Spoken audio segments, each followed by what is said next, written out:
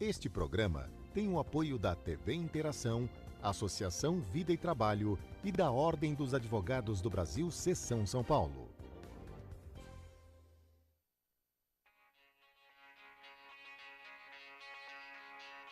A limpeza urbana representa, em média, a terceira maior despesa dos municípios brasileiros, ficando atrás apenas da saúde e da educação. Mesmo assim, muitas cidades ainda não têm serviço de limpeza urbanos adequados. E quando os resíduos não são tratados de maneira correta, a contaminação do meio ambiente e da população é certa. Mas como saber se a sua cidade está tratando de maneira correta o lixo? Com o objetivo de avaliar o grau de adesão de uma cidade às metas da Política Nacional de Resíduos Sólidos, o CELUR e a PwC criaram o Índice de Sustentabilidade de Limpeza Urbana. Esse índice é a ferramenta que acompanha a evolução dos resultados, do planejamento financeiro e das metas das gestões municipais.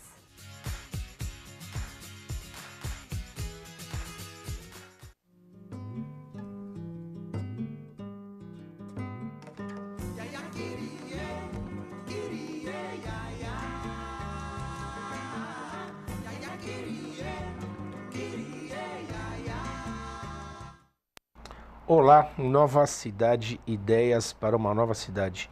No programa de hoje a gente vai discutir sobre mobilidade urbana e assuntos afins. Para isso a gente convidou o Caio Ortega, que faz parte do Coletivo Metropolitano de Mobilidade Urbana, o COMO. Tudo bom, Caio? Tudo bom. Caio, de maneira geral, como é que anda a mobilidade de São Paulo? De maneira geral, um apanhado geral aí.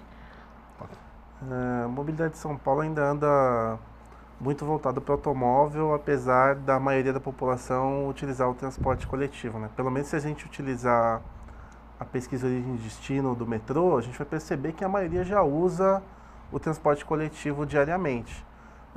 Porém, quando você vai olhar a infraestrutura e vai olhar as políticas públicas, a gente tem uma grande clivagem, né? Se for comparar o que foi feito para o automóvel e o que foi feito em termos de transporte coletivo. Agora, Caio, interessante isso. Quer dizer que, segundo a pesquisa Origem e Destino, uma grande parte já usa o transporte coletivo. Absolutamente. Não teria como, né? São Paulo não seria viável sem o transporte coletivo. O automóvel tem uma capacidade muito baixa, né? A gente está falando de uma diferença de 10 vezes mais quando é uma faixa exclusiva para uma diferença que vai subindo exponencialmente, né? Então, uma linha de metrô pode ter mais de 60 mil lugares hora sendo ofertados e você vai ter no máximo 1.000 lugares hora numa faixa de tráfego misto.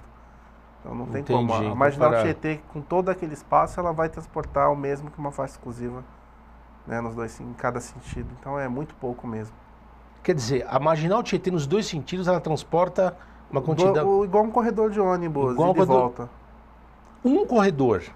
Um corredor, porque você precisa... Entendi. Se são 10 mil lugares hora, então é equivalente a umas 10 faixas, né, de tráfego misto. Então, para a gente entender, quer dizer que a Marginal Tietê, nos dois sentidos, equivale, por exemplo, ao corredor da Rebouças. O corredor da Rebouças transporta mais gente que a porque o Marginal carro Tietê ocupa muito espaço. Não parece, mas é muito espaço. Às vezes, por exemplo, no comum, um leitor aparece e fala, mas como é que eu vou fazer compra? Como é que eu vou ir na farmácia? Mas são coisas que a população já faz. Normalmente, ela vai adequar os horários. A gente já tem shopping integrado com estações de metrô há mais de 10 anos, né? O shopping Tatuapé, por exemplo, foi inaugurado no final da década de 90. E é um sucesso, é um shopping extremamente movimentado. E são dois, né? Um em cada ponta da passarela. Exatamente. Agora, Caio, falando em transporte, uma coisa que desperta curiosidade não só em mim, mas em um monte de gente aí que é da nossa cidade.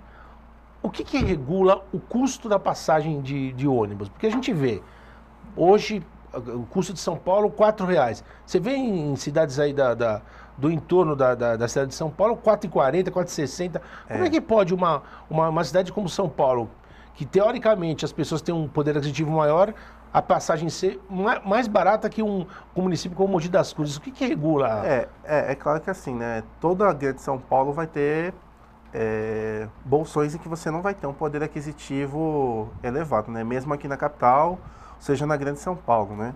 Claro que talvez na grande São Paulo, onde você tem municípios menores, isso fique um pouco mais evidente. Agora, o que acontece é o seguinte, o transporte coletivo, ele não é tarifado de maneira transparente. Mas, em geral, a gente hoje tem duas formas de tentar entender o cálculo. Uma delas seria a planilha do antigo GPOT, né, que é era um grupo do governo federal, melhor dizendo, e aí se tornou a Empresa Brasileira de Planejamento de Transportes. E aí tem uma planilha, os nossos colegas do Quero Metrô, que é um grupo lá do Rio de Janeiro, eles já olharam a planilha e eles acham que a planilha estava muito a favor do operador.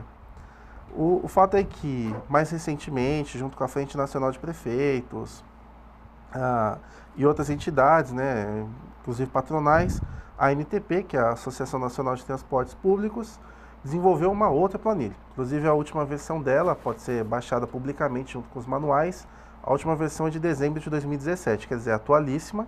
Ela tem dezenas de guias, é uma planilha em formato do Excel, qualquer pessoa interessada pode baixar.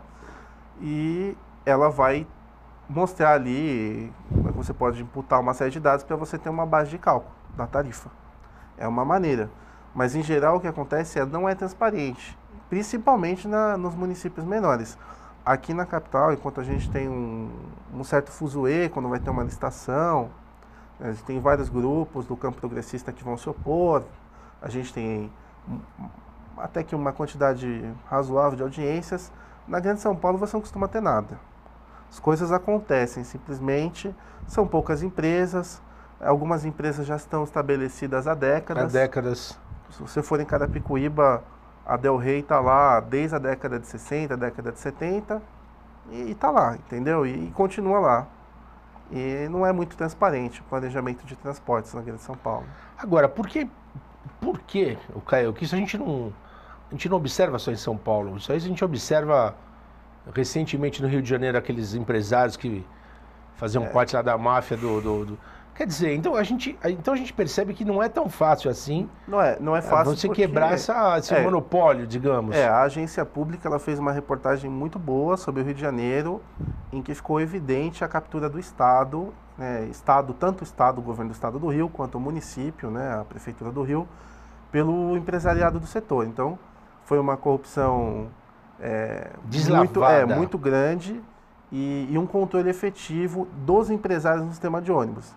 Então, as pessoas que gostam de defender, de repente, que o sistema seja menos regulado, o Rio de Janeiro atingiu esse patamar. Porque a agência pública conseguiu perceber que não tinha competência, o poder público não conseguia avaliar a mudança de linha, não conseguia avaliar reajuste de tarifa. Então, as empresas estavam literalmente mandando e desmandando no sistema. Entendi.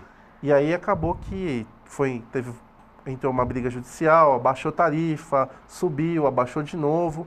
E aí a gente está nessa briga e as empresas têm entrado com ações de boicote, então os ônibus com ar-condicionado rodam sem ar-condicionado, a manutenção piorou, né? Quer dizer, no Rio de Janeiro a questão da regulamentação do Estado, ela quase não existe. Então quer dizer que ela falhou, né? Entende? Quer dizer que o setor privado ele é responsável por traçar rotas, ver demanda, e certamente eles não fazem isso. Ficou claro que o poder público não tinha capacidade de fazer porque não tinha gente para fazer, foi minimizado, né? Quer dizer, a agência reguladora aconteceu. Entendi. Porque assim, existem várias perspectivas teóricas porque eu estou falando, mas é lógico que na que eu acredito e que se evidenciou no Rio, quando você minimiza muito o Estado, você vai facilitar a captura. Não tem gente, não tem máquina. E aí o empresariado se aproveita disso para lucrar. Entendi. Quer dizer que um sistema no qual você tivesse a participação da iniciativa privada com a participação do Estado, o Estado teria que funcionar como regulador. O Estado tem que ter força para regular. Para regular, quer dizer, ele tem que ver onde que tem mais demanda, onde que não tem. Ele tem que ter força. Entendi. Ter força significa que ele não pode ser capturado. Ele é forte o suficiente para não ser capturado. Entendi. A gente tem na Europa tanto sistemas estatais como tem sistemas operados pela iniciativa privada. Mas o que a gente percebe na Europa é que o Estado tem força. Tem força, certo. E aqui a gente tenta adotar esses modelos e eles não funcionam. Aí a gente se aproxima dos Estados Unidos, só que tem um problema, né? Os Estados Unidos têm uma densidade muito menor de pessoas, as cidades não são como as nossas, e o carro geralmente ganha assim, de lavada do transporte coletivo no uso. A maioria usa carro. Já aqui a gente tem um cenário diferente, né? E é por isso que é preocupante. Agora, a gente voltando ao ponto inicial da nossa conversa, as campanhas sucessivamente tentam estimular as pessoas a usar o transporte público, Sim. certo? Vamos dizer que por um passe de mágica, esse ano todo mundo, ou então 30% das pessoas que usam o carro resolvessem usar o transporte público. O transporte público comporta isso? Na verdade, assim, é meio errado, né? A gente pensar que... primeiro que é muito difícil acreditar que a gente vai ter uma migração Não, mas se tivesse um pouco... a resposta depende, né? Porque vai depender da região, vai depender de uma série de coisas. Claro que a gente já tem, em vários sentidos, uma saturação do transporte. Mas é como eu falei, o carro ocupa muito espaço. Com 10 faixas dele, né, ele não está fazendo... Mal está fazendo o que uma faixa exclusiva de ônibus faz. Entendi. Então, se tanta gente assim vai migrar, então o espaço está livre. Então, quer dizer que se eu quiser colocar outro corredor ou outro corredor de ônibus, eu posso colocar? Essa é a questão. Entendi. Hoje, é difícil a gente fazer uma operação melhor do sistema de transporte e uma expansão mais barata, porque é uma queda de braço. Politicamente, eu estou falando. Porque é uma questão de capital político. Quanto capital político você tem vontade de queimar? Porque é uma briga que você vai ter que comprar com quem dirige. Entendi. Não é só com quem dirige. É com a indústria automobilística, com todo... Sim. Né, tem todo um ecossistema que não vai gostar. Nem um pouco. Exatamente. Então, assim, é muito mais barato expandir o metrô em superfície, em elevado, mas a gente não pode fazer de forma fácil, porque vai mexer com a estrutura do carro.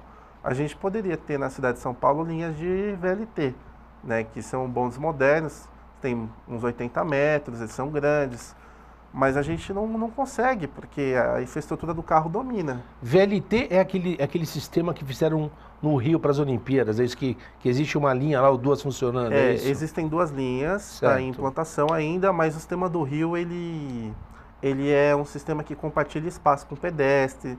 Você tem um calçadão, né, se eu não me engano, na Avenida Rio Branco, que é o centro financeiro. Já o que dá para fazer, para você ter uma maior capacidade, que não é o caso do VLT do Rio, que é mais um conector, é você ter um sistema como que está sendo implantado pelo governo do estado na Baixada Santista. Ah, certo. Onde você tem o VLT funcionando com maior exclusividade, você tem estações mesmo, eles estão colocando agora porta de plataforma nas estações, e é o que a gente fala que é um metrô leve. No cruzamento, ele vai dividir espaço com o carro, mas no trajeto ele vai ter a faixa. Caio, qual que é a extensão desse VLT na Baixada? Boa pergunta, eu não me recordo agora. Mas ele pega os dos municípios assim? Ele, nessa primeira fase, ele vai conectar São Vicente e Santos. Ele já está funcionando conectando São Vicente e Santos? Isso, já chegou na Costa, por exemplo, que é uma importante avenida lá. Entendi. Quantos quilômetros será que deve ter implantado hoje? Eu não me recordo, mas acredito que são mais de 10 quilômetros. Mais de 10 quilômetros. Na fase posterior, que eu não sei se já começou a ser feita, ele vai atender o Centro Histórico de Santos, certo. E aí ele vai ser mais parecido com o do Rio. Ele vai dividir espaço, que é uma coisa muito legal, porque você vê como o VLT ele é flexível também. Ele pode ter uma faixa exclusiva, onde e por ele ser grande, ele vai transportar mais do que um ônibus, com mais conforto. Mas se você também quiser que ele opere como algumas cidades europeias fazem, no meio do calçadão, ou dividindo espaço com as pessoas e os carros, ele também pode operar. Entendi. Agora, Caio, outra questão do referente aos transportes públicos em São Paulo. Por que o metrô tem tanto atraso na entrega das estações? Então, eu estive acompanhando o último seminário que foi feito pela Folha de São Paulo, né? Acompanhei o atual presidente do metrô, o atual governador do estado da Bahia, discutindo atrasos. Basicamente, o que eles dizem é que as desapropriações são muito demoradas e existe muita má-fé por parte da população, porque quer tentar um valor maior do imóvel. Sei. Aí existe aquela polêmica, né, do valor venal e do valor de mercado do imóvel. Entendi. E é polêmico porque isso está ligado à questão do IPTU, né, e que é um tributo que muitas vezes não é discutido também. E outro problema que foi colocado é que a Lei 8666, ela é muito morosa, é muito burocrática, que é a Lei das Licitações de 93. Então eu acho que assim, precisa revisar de fato o marco legal. Talvez a gente precise ter um marco melhor para fazer as desapropriações ou para lidar com o tributo do IPTU. mas isso não está sendo discutido com a sociedade, está muito fechado ainda. Entendi. E assim, alguns atrasos são muito suspeitos, né? Eu acho que falta uma transparência maior de obrigar o poder público a divulgar cronogramas, divulgar as informações de uma forma mais rica também para a população acompanhar. Tá legal. O Caio, a gente vive numa metrópole que se conecta com outros municípios aí, fazer a soma quase 20, 25 milhões de pessoas. A questão das integrações... A metrópole, na verdade, são todos eles, né? São todos, É certo. a grande São Paulo. A grande São Paulo, é a capital, mais os municípios. ABC, e Itabuão e Cotia. Isso. Todas as sub-regiões, conforme a Emplaza. Agora, Caio, como que funciona as integrações entre essas cidades? Não seria importante que isso fosse feito de maneira mais efetiva? Existe uma conversa entre os municípios? Como é que funciona? Tem a Frente Nacional de Prefeitos, algumas sub-regiões se organizam em consórcios, como é o caso do consórcio intermunicipal do Grande ABC, que não é hegemônico, alguns municípios saem porque acabam não querendo pagar os custos, né, de integrar o consórcio, e aí tem alguns problemas também. O Alto Tietê também tem um consórcio. Essa é uma forma de você tentar integrar melhor as gestões das regiões. Agora, o transporte, na Grande São Paulo, geralmente ele tem dois vetores de integração. Um é a CPTM, que atende a capital mais 21 municípios, e aí você tem a MTU também, né, que vai fazer um serviço intermunicipal, inclusive entre sub-regiões diferentes. Então eu posso, por exemplo, pegar a linha 215 no terminal turístico de Ribeirão Pires, e aí eu vou descer no centro de Suzano. Quer dizer, eu saí do Grande ABC e fui parar no Alto Tietê. Isso já existe, a gente já tem. Mas, de fato, a licitação da MTU ela não chama tanta atenção quanto a licitação da SP Trans, e ela acaba não tendo realmente tanta pressão, né? Eu acho que o transporte intermunicipal ele é meio que um elefante branco, porque em algumas cidades ele vai canibalizar o transporte municipal, você vai ter uma concorrência, inclusive com briga no ponto, porque os ônibus aceleram, um quer parar primeiro que o outro. Entendi. Quer dizer, aquele que faz parte de um consórcio vai entrar em concorrência com aquele que já opera no município. Não de um consórcio, mas, por exemplo, pode ser em consórcio, né, no caso da MTU, e aí o município tem a operação dele. Mas vamos supor que as linhas fazem um caminho igual.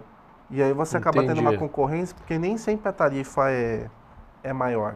Ainda mais porque muito município reajustou a tarifa, e aí passou de R$4. Sim, a gente vê os ônibus que chegam na região de Pinheiros vindo de Embu, 5,25. Assim, Isso, a tarifa da MTU ela é calculada conforme o tipo do veículo. Então, se o ônibus é mais sofisticado, é mais caro. E também por distância. Mas eu não vejo tanta sofisticação nos ônibus, né? Para ser 5 pau os ônibus, mas... Eu falo sofisticado se ele é articulado, se ele tem motor traseiro, né? O ônibus que é motor dianteiro, ele paga uma taxa menor para a MTU. Entendi. Então o empresário tende a querer, se ele quiser economizar, ele vai adotar esse tipo de veículo. Então, Caio, eu pergunto essa questão das integrações, porque, por exemplo, a gente vê o metrô, a linha amarela. O que custava ele avançar mais 3 km e chegar até o Taboão? Porque ele para aí na Vila Sônia, mais 3 km e estava no Taboão. Existem alguns mapas divulgados pela companhia em que o metrô avança. Quer dizer, já está mais ou menos previsto isso. Existe mais ou menos um projeto, assim. Não é tão transparente também pela questão da especulação imobiliária, né? Porque toda vez que o metrô aponta um plano, os apartamentos começam a ser vendidos, comercializados, aventando a estação, né? Então, a gente também tem esse problema, né? Porque o Estado vai fazer o investimento, mas muitas vezes a captura é totalmente privada, né? E isso não é muito correto, né? Em alguns países como o Japão, o Estado, quando vai investir, ele vai comprando. Ele tenta garantir a propriedade da terra para reduzir a especulação e ele vai tentar coordenar o processo de desenvolvimento urbano. Mas isso é bastante difícil de fazer. Entendi. Agora, Caio, a gente voltando na questão da cidade de São Paulo, os corredores de ônibus, como eles estão implantados, eles estão no limite, por exemplo, de implantação? Ou existiria a possibilidade de ter muitos... Os corredores de São Paulo são uma droga. A rede é pouco troncalizada, existe uma resistência da população em fazer transferência, em que às vezes é justificada e às vezes não é justificada também, porque a população pode ser aculturada. Mas nossos corredores, eles têm muita interferência, é muita linha e tem pouco corredor. Né? Quer dizer, poderia ter muito mais corredores em São Paulo, muitos? Com a estrutura viária que a capital tem, sem dúvida alguma. É uma estrutura muito luxuosa para o carro, não tem por que não ter mais corredor. Quer dizer, comportaria no mínimo o dobro? Sim, muito mais corredor, né?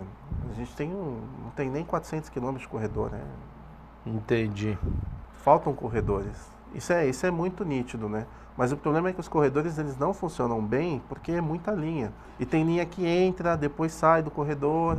E não é assim que tem que funcionar. O corredor ele tem que funcionar como se fosse uma linha de metrô leve.